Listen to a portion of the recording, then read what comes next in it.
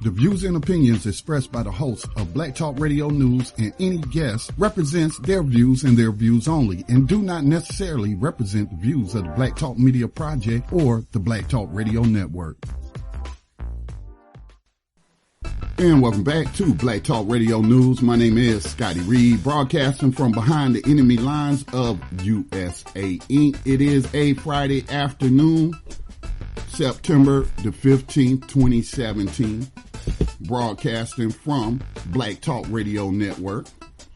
Before I do believe we have our guest Kim Melancon on the line, but before we bring her on, I just want to read about this case. And again, I have done a little research on this, and sexual deception is a real thing, and it's an international problem. I came across stories like, for example, one out of the UK where a woman who was friends with another woman and knew each other as women took on I guess you would call it a alternate identity as a man and contacted this woman over social media and ended up eventually over a courtship, I suspect, of having sex with this woman by blindfolding her and handcuffing her. I guess, they were playing a game or whatever. That's how she convinced her to do it. And then put on a strap on and had sex with this woman. And I think this occurred a couple of times before the natural born woman, well, they both were natural born women, but before the victim found out who this person was. And that woman was charged with sexual assault for that act of sexual deception. So when most people think about rape, they think about me snatching somebody off the street and kidnapping them and dragging them to a vacant house and raping them by force. But it's not that cut and dry. It's not that simple. Force can also be defined as coercing someone without any physical violence and then deception. So this is an international problem. So this story comes to you from Manila, the Philippines, as I was actually looking for information from the Philippines about why they were burning a effigy of Donald Trump. And I came across this story, which was unrelated to the other story. And let me just share this with you from IOL.co.za. It's coming to you from, again, the Philippines. Dozens of activists burned a mock U.S. flag as they protested at the U.S. Embassy in Manila on Tuesday, demanding that Washington hand over to the Philippines a U.S. Marine suspected in the killing of a transgender Filipino that the demonstrators labeled a hate crime. Jeffrey Law, 26, was found dead, apparently strangled and drowned beside a toilet bowl in a motel room in Olongapo City, northwest of Manila, shortly after he checked in late Saturday, allegedly with a Marine. Police said they have identified the Marine suspect with the help of a key witness. Authorities will file a murder complaint against him with prosecutors on Wednesday, National Police spokesperson Wilben Mayer said. U.S. Marine spokesperson Colonel Brad Bartelt said a Marine was being held on board the USS Polelu in the Subic Bay Free Port, about 80 kilometers northwest of Manila, in connection with a joint U.S. Navy and Philippine police investigation into Law's death. Goes on to talk about 3,000 Marines and sailors have military exercises. Let me get down to some of the details as they start getting into some of the geopolitical issues with China there. Let me see. Police said, this is the police saying this, right? Police said Law's attacker may have been angered when he discovered in the motel room that Law was a transgender individual.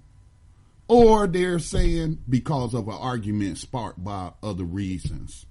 So they don't exactly know, But what they are reporting, again, if you're a heterosexual male and you're looking for a natural born woman to have sexual relations with, that's what you're looking for, a natural born woman. You're not looking for these artificially made women. You're not looking for that, or men who believe that they're women and they have taken on the appearance of women and they're getting hormone shots and breast implants and booty implants and very good at putting on their makeup. I'm telling you, you cannot tell. You cannot tell. All right? And you get in an intimate relationship intimate relationship, or you have intimate relations and you find out, man, I'm telling you, people will flip out. It's like it's temporary insanity. And it sounds just so similar to Dwanya Hickerson's case, who also was in the Navy. He wasn't in the Marines, but he was in the Navy, and very similar, where he was communicating with a transgender individual by the name of D. Wickham over an app. They met up. We've had Kim on to tell a story before, and we've shared it on different programs. They met up, went straight to the hotel, had sex, and then D. Wickham, according to Mr. Hickerson, divulged to him that, hey, I'm not a natural born woman. And according to Kim Melancon, her son told her, he doesn't really even remember what happened. Temporary insanity is what happened. So, without further delay, I want to bring on Kim. Believe this is her line right here. Kim, do we have you on the line? Yes, I'm here. Hi, everyone. Greetings to you. Good to talk to you again. Again, I wish, these talks were under different circumstances and how I came to know you. But it is what it is. It's good to talk to you this afternoon. And what do you think about that story I just shared coming out the Philippines? Wow. It seems that I was reading somewhere, Scotty, that a lot of the transgender community, they prey on military men. And I found that out just doing a lot of research into my son's case, that especially men that are stationed in other countries, the Philippines is one of the countries that has a very high transgender community. So, until you really know the details, but again, with the makeup, the cosmetic changes, there is really no way until you're down and dirty that a man even still does not know, until that information is divulged in a taunting manner, if it is divulged at all, unless the man finds out. And this is definitely deceitful. It's rape. It's characterized by a person's predatory action to seek a person of a certain, I don't know, but I do know that they are targeting and looking at military personnel because they're off on liberty, and these are men that have it going on in their lives, and that's something that's appealing to a natural-born woman. So that's why they're looking for these types of men. I've read one statement from a transgender individual who said the Navy men especially, they're very easy to give up their money. Wow. So I'm just told it's not surprising because it's going to continue to happen, and it seems like a lot of the cases that I've read on this type of rape by fraud and the result of someone actually killing the person, defending themselves, if you will, after the act has been carried out, has been military. Since you brought this issue to my attention through these unfortunate circumstances involving your son and D. Wickham, I've also spoken to people or had communications with people, or observed people in the LGBT community are talking about this issue. And I've heard that, because we asked the question, okay, why don't you just go to a website where a man is saying that's what I'm looking for. I'm looking for a transgender individual, what have you, this height, body type, whatever, you know how the dating sites are.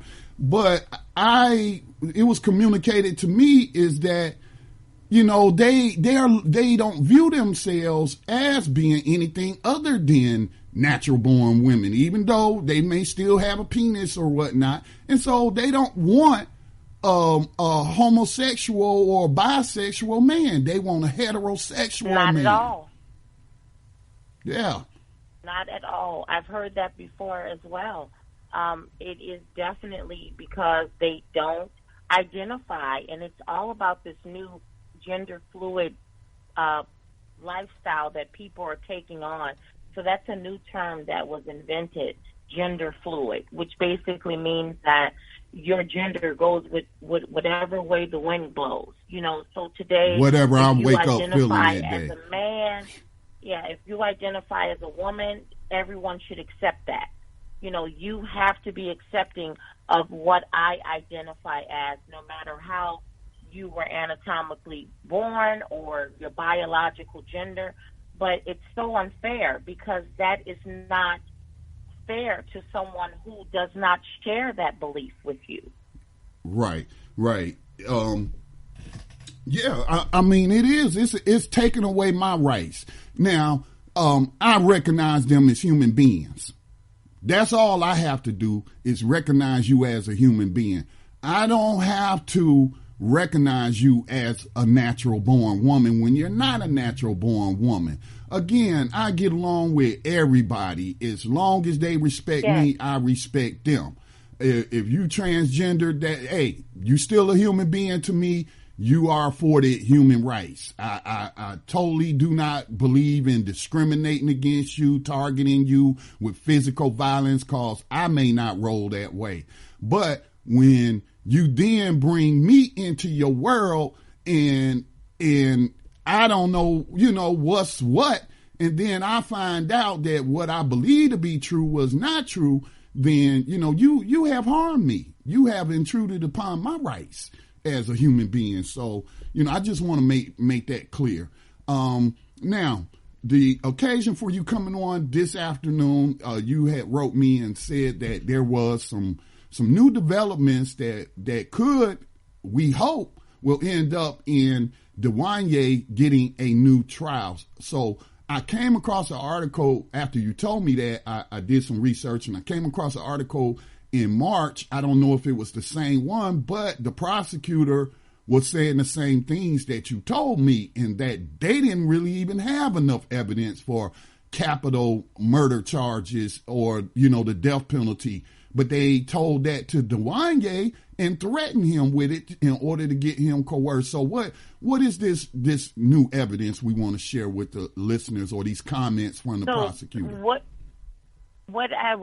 we're going to hopefully use with our new counsel is that we were not afforded effective counsel because of the fact that we did hire private legal counsel to represent us. That legal counsel did not do so to the letter of the law, and we were ill-advised, and maliciously advised. Dwanya was given 5 days to take a term of 40 years. And that was under extreme duress. So we were constantly browbeaten until, do not take it to trial. You're going to lose. This is Mississippi. You don't know who your jurors are going to be. These are jurors who will be prejudiced. And these are the types of things that were told and drilled into not just myself, but his father, our other family members. We did our due diligence. I mean, I was very active with the attorney on the case, throwing out all types of scenarios of different things that could have been done, and I don't want to jeopardize any further, appeals options or whatever by going into too many details. But the fact of the matter is, she ill-advised, she did not give us the counsel that we, we literally hired her to do, because she was the legal representative for Dwanya. So not just, later did I hire her. She was hired the day of Dwanya's arrest. So she had formed a bond with him, to the point where just ethically, you would think that someone would have done the right thing. But I later, just through discovery and research, and after his father and I just saying, we're not going to take this. He did accept this plea in an effort to still the waters, because of the fact that he was looking, as she promised, capital murder with life without the possibility of parole. The death penalty had been taken off the table, and she prided herself in saying, well, I got death taken off. But, we're still looking at 40 years. That's his life. He's 21 years old. So we were never going to just be at ease with the fact that our son was coerced into accepting 40 years for being a victim of such a deceptive act. And so that's where we are today, seeking legal counsel on trying to right this wrong for Dwanya. Hello? Yes, I'm sorry. I had myself muted, okay. Kim. I just wanted to make sure my phone No, that was user. Where we are right now, Scotty. Yeah. We're trying to get some attorneys, some legal people involved with wanting to accept this, because it's going to be various terminology that they can use to show that we were ill-advised, that Dwanya was in a situation where there was collusion and coercion, all of that led to him taking a 40-year plea. So after the discovery of the district attorney's statement that he gave, we found that he said he didn't even have enough, barely, for manslaughter. Right. So Kim, before we get into that, but I wanted to interject, but I had user error on my part. I was muted when I was trying to comment on you describing the interactions with the defense attorney that you hired. So what I was saying was that over 90% of the cases in the United States end in plea deals. And that really does not happen in my mind without collusion from so-called defense attorneys in saying exactly what you just described. Hey, you don't want to go to trial. You might get convicted. We in Alabama. Alabama, you might get some racists on us. So if I was you, I'd take this plea deal. We see this play out all across in all types of cases, not just these sort of criminal cases, but drug cases. They always try to coerce you and to sign. So first, the death penalty was on the table. Hey, we'll kill you. They gonna kill you if you don't take this plea deal. Yeah. I mean, that's a lot of pressure for somebody to make a decision under. And then you said what? They gave him 5 days to make the decision. 5 days. Yeah. 5 days. Now, for those that I'm on BTR Community. That's at btrcommunity.com. That's where I post all my news stories in one thread for the program. And so you'll be able to find this story linked up there, and just look for the profile of BTR News if you come to the front page and you don't see it. But let me just share some of what you were about to go into from what this prosecutor told to the paper. All right, so says that other factors play. So this article is in the context. They're asking the prosecutor, well, why you didn't get the death penalty? Why you take the death penalty off the table? Look at how many times this person was stabbed. And so in this part of the article, that's what they're talking about. So he says, other factors played a role in the decision to reach a deal, Lawrence said. But primarily the concerns prosecutors had was that every piece of evidence could be argued both ways and could result in a conviction for a lesser crime or even an acquittal. So it was like that every single time we found a piece of evidence, Lawrence said, other evidence sought by prosecutors did not pan out well. So he telling you they did not have a good case. Yes. So, for example, prosecutors believe Hickerson started communicating with Wigham long before the murder, but Lawrence said the evidence wasn't there to prove it. So they're saying that they didn't have any evidence other to prove what Dwanya was saying was wrong, that he met this person online and, they did not have no long relationship, like had been dating already, and this was, a killing about something else. So that's what it sounds like they're saying. Lawrence said the state believes Hickerson and Wigham were communicating on a private messaging app that could not be tracked.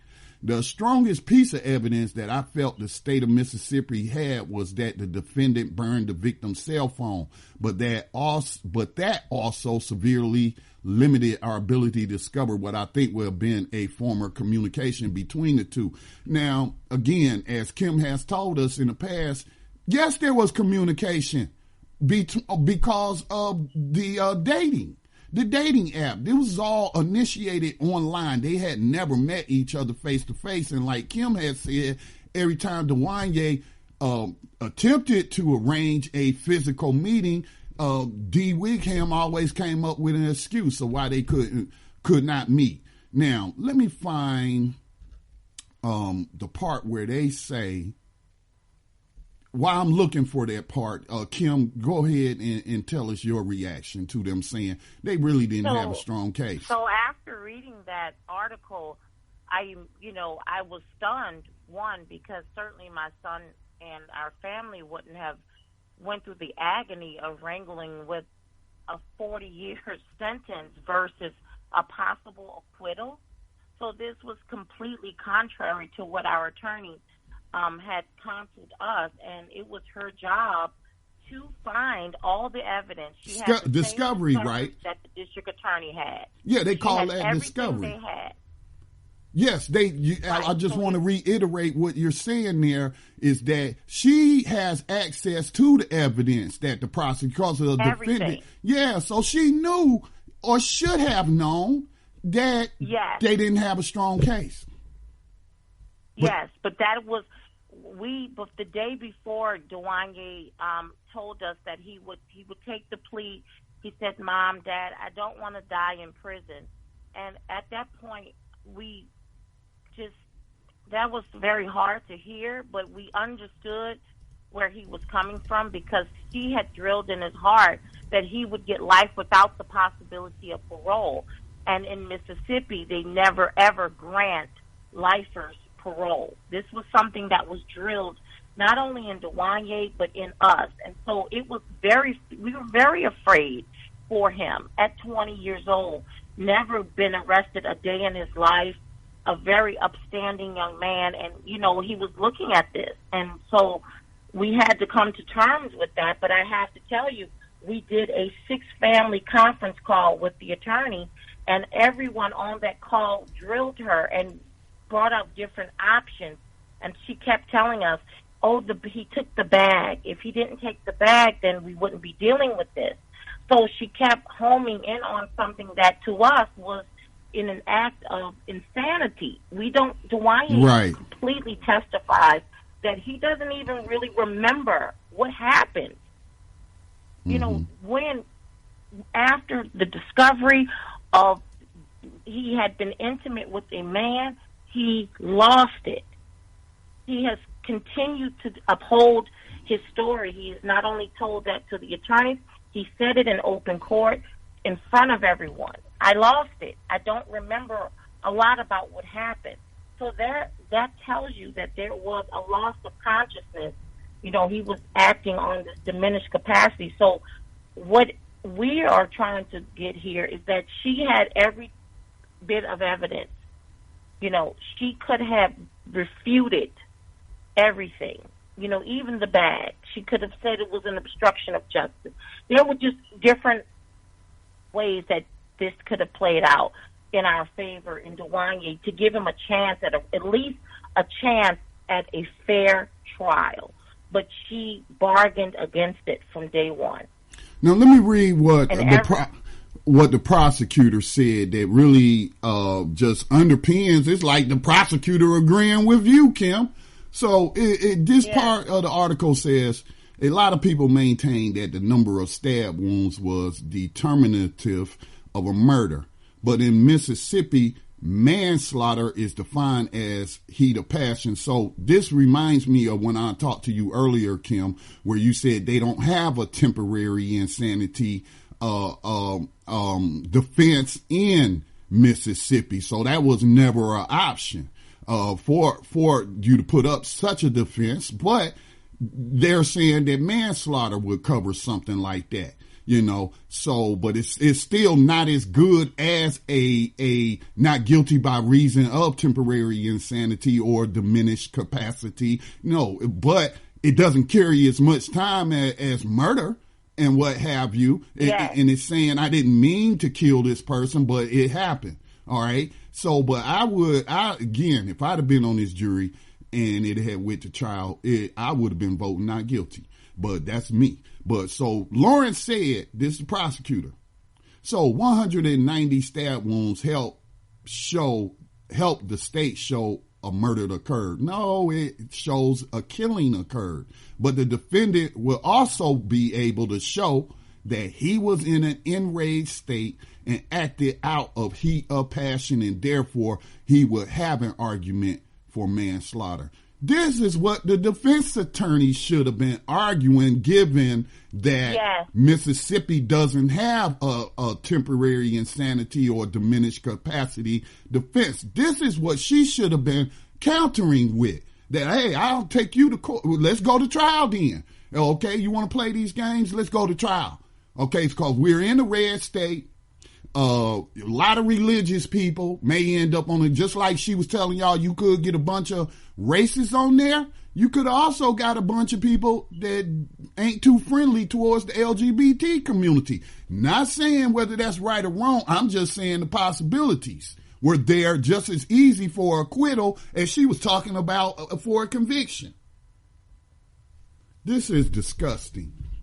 Tell you. It is disgusting because we relied on her for her legal counsel. And again, this is not someone who was hired 6 months after. The day Dwanya was arrested and the day that I received the call from his captain on the base, she was hired. The same, literally an hour later. So she has been with this case from day one. And that's what is very disgusting about it. And that's why I can't just let it go. I can't. Nor should you. It's wrong. Nor should you. Nor should you. Nor should you. Especially with this information. You got the prosecutor admitting they didn't have enough evidence. So you lied. You basically lied by claiming you had evidence to get a death sentence. Man, this is so sickening. We have a caller. It's awful. And I feel like, even if it was his job to play, I could play possum, it was her job equally to know that he was playing possum and to say, I'm going to call your hand on it. Mm-hmm. Okay? You want to play, I'm going to play too. Let's go to trial. Time and time again, I was so involved. I kept asking, what is Dwanya's defense? I need to hear his defense. She did not have answers for me. I have threads and threads of messages. Of course, I'll say that I asked, what is Dwanya's defense? And she would say, I'm going to get back to you. I'm just trying to work out a deal. Everything was this deal. And I said, I don't want a deal. See? You're hired. You're a trial attorney. I hired you to defend him, and I need to know what is his defense. Wow. We never received a straight answer. See, that's what I'm talking about. That's evidence right there. Here we have a personal story, personal testimony from someone who has been victimized by the U.S. court system, which again, 90+% of these cases end in plea deals, never going to trial, where in a lot of the cases, I would say probably the majority, you have the defense team and the prosecutors tag teaming the defendant to get them to take a plea deal. That's so disgusting. We have a caller. Let me just put this out. I should put it out at the beginning of the program, but the telephone number is 866-510-9025, 866-510-9025. Hit star to unmute yourself, watch your background noise. We do have a caller by the name of Whitney. Thank you for calling in to BTR News. You're on with Kim Melancon and Scotty Reed. Go ahead with your question or comment. Hi, everyone. I have several questions and comments because I feel that there's some type of legal ramifications that need to be taken against the attorney. Because if this is an individual that never actually worked the case to begin with, that's frightening, especially after being hired the same day. I feel like this could have been a situation where this individual was almost in cahoots with the DA because you're automatically working on a deal from day one. At what point did you do any investigation as to the backstory of the person that was murdered? Did you do any investigation of the backstory of the individual who actually murdered the transgender person? It leads to a lot of questions because to give someone such a long sentence was not a deal. Life is still life. And he's a kid. So 40 years is a very long time to sit in prison, especially when you are a victim of rape by deception. At the end of the day, a crime was committed by D. Wiggum. And that's what we are trying to hone in on. And that's what she should have honed in on as the attorney. And as reading the information that was given to us by the news media, and after he made his statement in open court and said what he needed to say, anyone would have been completely open as a jury to saying, okay, well, obviously there's a problem here. And the fact of the matter is that because Mississippi is a red state, he would have had a better opportunity of having conservative individuals on the jury. Right, some religious conservatives. You're right. That's what I was pointing out. You're right. So I honestly feel he would have stood a better opportunity at trial, but the attorney wasn't willing to gather the necessary information to work the case. This is almost like an episode of How to Get Away with Murder. And she didn't even try. And if a TV character shows the ability of a defense attorney and what they go through to make sure that their individual that they are representing, that they were paid by, gets either a super reduced sentence or they get to go home altogether. What about individuals that have been wrapped up in situations like this before, kind of like the young man in New York who was dating a transgender person for 6 months and he didn't know that they were trans until they decided to engage in a sexual encounter. And when he discovered that, he choked the trans individual out to death. That guy was acquitted of murder because it was rape by deception. So why did the same thing apply to Dwanya? And I think it had a lot to do with legal counsel. That was the overall issue here. So I feel that some kind of legal ramifications need to be escalated against the attorney because she did not clearly do her job at all. No, I would agree that she did not represent her client to the best of her abilities. I could have went in and made a deal like that. Come on, but me too. Like was pointed out, the defense is given access to all the evidence that the prosecutor has. So she would have known that they didn't have a capital murder case, that they didn't even have a murder case. And at best, they could argue was manslaughter, which carries decidedly less time than, 40 years he was given in this nefarious plea deal set up by the defense attorney and the prosecutor. This is very disgusting, but I agree with your sentiments. This person should be disbarred. Did you have any other comments, Whitney?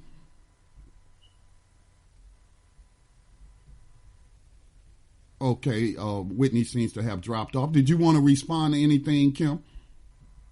I just want to say that I agree. And again, coming from the perspective of me just so involved. I mean, I didn't just become this way overnight. This has been going on for now into 2 years. I've been this way since day one because I believe in my son and I believe in his innocence when I say to you, yes, I know what happened and I'm so sorry that someone's life was lost, but my son was a victim. He has never, ever shown any signs. I asked her, did you give him a psych eval? What did you do? I just kept prying and asking, well, what are you doing? Where's the psych eval? Where is the intent to show that this person has done this to others? Everything it's just disgusting and very frustrating that Yes. I went into so many conversations with her, you know, over the course of these 2 years, and it just led to her still, let's get this deal. And that's just, it's just disgusting. Yes, and I is. feel very bad that I was played into, you know, I feel almost, there are just But no words. you did nothing wrong, so but you're just disgusted. And I've come, this has happened to my family personally as well. Got a defense attorney for my little brother. I was in the military at the time, and I had came home on leave and talked to this attorney before they hired him, and he really didn't do anything to defend my little brother on a breaking and entering charge of stealing property, and they didn't even have any of the recovered stolen property to enter into evidence.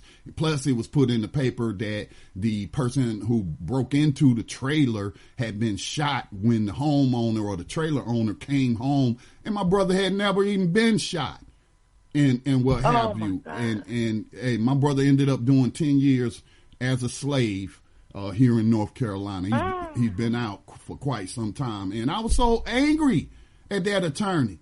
So I feel your frustrations. You know, it's hard enough coming up with the fees that they charge. It's hard enough on many families to come up with that money, and then, you know, to get shortchanged like that, you know, not to get the effective counsel that you paid for.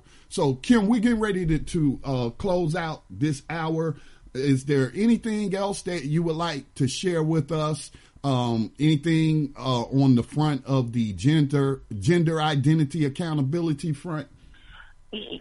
So gender identity accountability is now a reality. So it is incorporated, and it is, our website will be going live on this Saturday. It will be plugged in, and that will be www.giaawareness.org.